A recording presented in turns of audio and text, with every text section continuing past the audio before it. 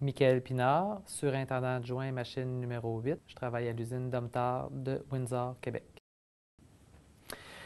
En génie chimique, on étudie surtout les procédés de transformation, procédés chimiques qui ont un lien avec l'énergie, la matière. Donc ici, on retrouve à peu près toutes les sortes de procédés qui ont un lien avec ce que j'ai étudié.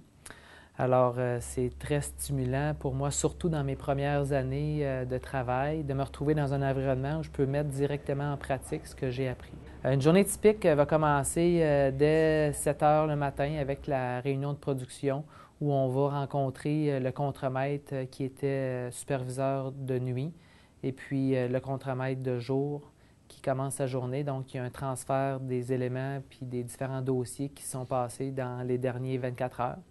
Alors, on fait le tour de tout ça. S'il y a des choses qui doivent être approfondies, analysées, enquêtées, à ce moment-là, je vais prendre ce qui revient dans mon secteur pour comprendre pourquoi il y a eu un arrêt de production, comprendre pourquoi il y a eu un événement en santé-sécurité où quelqu'un aurait pu potentiellement se blesser. Bien, j'avais pas pris conscience que le secteur forestier regroupait autant d'emplois, autant de personnes liées. On parle de 2 millions d'emplois en Amérique du Nord, c'est énorme. Que serait notre vie sans le papier ou sans le bois, d'un sens plus large? C'est assez important comme impact. Puis, je pense que cet impact-là, cette empreinte-là du secteur forestier qui est de plus en plus verte puis qui s'inscrit complètement dans le courant environnemental d'aujourd'hui, elle mérite d'être connue.